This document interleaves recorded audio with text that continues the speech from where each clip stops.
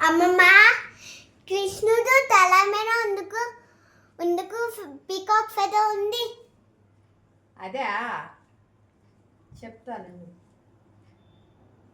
ఒకసారి వనవాసంలో ఉండగా సీతారాములు వారు ఏం చేశారంటే ఓ పర్వతం మీద విహరిస్తూ ఉన్నారు. విహరిస్తూ ఉన్నప్పుడు సీతమ్మ వారికి దాహం అవుతుంది.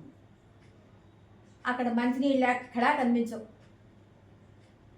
అన్ని చోట్ల వెతుకుతాడు రాములు వారు, ఎక్కడా కనిపించవు. మంచినీళ్ళు దరిదాపుల్లో కూడా ఉండవు. సరే, అప్పుడు ఏం చేస్తారు రాములు వారు?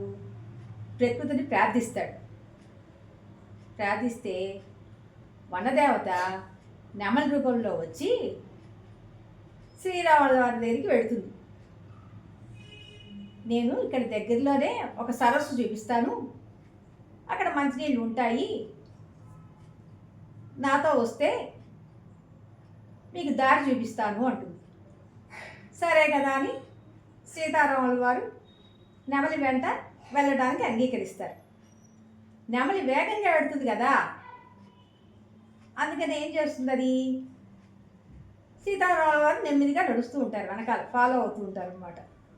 అది వేగంగా వెళుతుంది కదా, అందుకని వాళ్ళకి అనుకరణ కోసం ఏం చేస్తుంది? ఒక్కొక్క ఏకని దారి పొడుగుతా వదులుకుంటూ వెళుతుంది. వదులుకుంటూ వెళ్ళి సరస్సు చేరుతుంది. సీతారాముల వారు కూడా ఆ దారమ్మడే వెళతారు.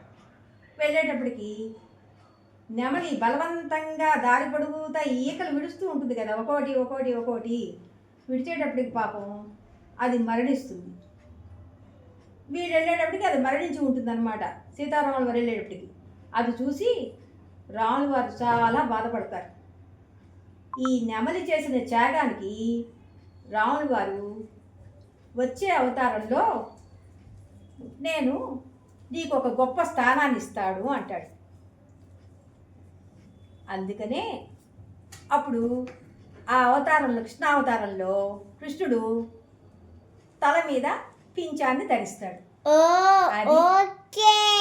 అర్థమైందమ్మా? Okay, very good.